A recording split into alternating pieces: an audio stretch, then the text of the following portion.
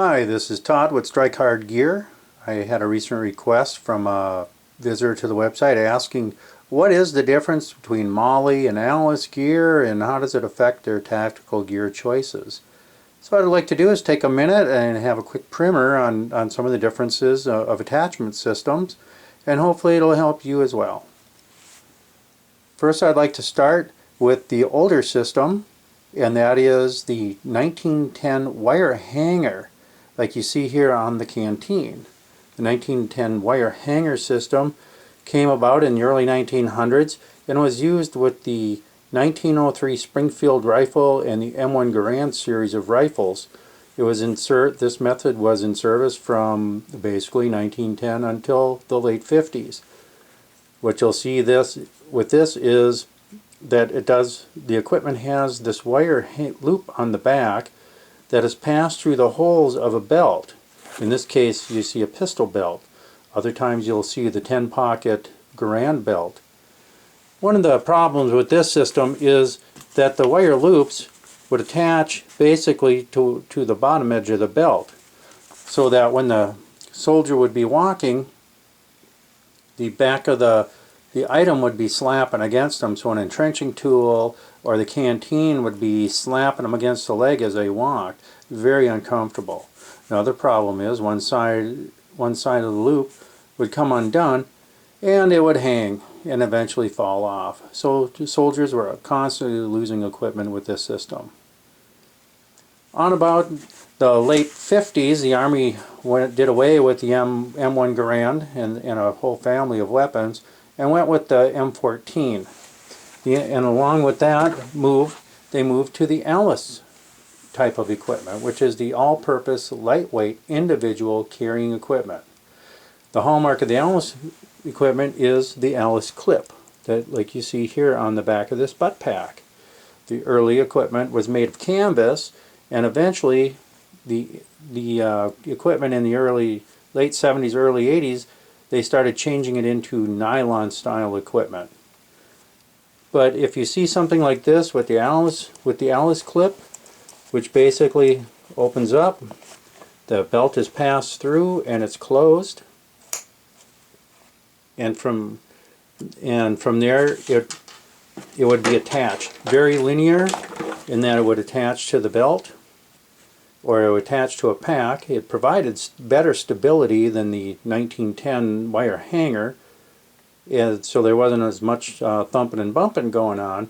But again, the clips tended to open up and soldiers would lose gear. In the early 1990s, the military moved on away from the Ellis clip and moved instead to the Molle system. The hallmark of the Molle system is what are called the PALS webbing. PALS stands for the Pouch Attachment Ladder System. Basically, it's a series of alternating webs that is used in conjunction with a vertical strip, like on the back of this M16 magazine pouch. What happens, as you can see here, is the vertical web is basically laced alternating between the platform and the pouch. What this did then was give you a nice and secure and stable connection of the pouch to the platform. The bottom then is snapped into place, and the pouch could then be moved wherever the soldier decided he wanted to wear it. So it wasn't linear in nature like past systems, but allowed soldiers to really configure the equipment the way they wanted it and the way the mission called for.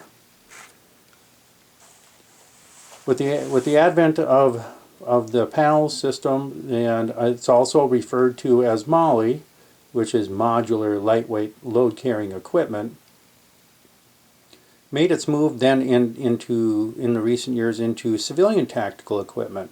Basically, the civilian equipment operates the same way, but one difference is that the vertical web here is a patented system, and therefore gear suppliers need to have a license for that patent in order to put it on their equipment. So what many companies do, and Strike Hard Gear included, what they will do is instead build their equipment with just the PALS webbing on it. And what happens is the person that purchases this equipment needs to find a third-party method for attaching the pouch to the platform. In this case, what we have here is a malice clip.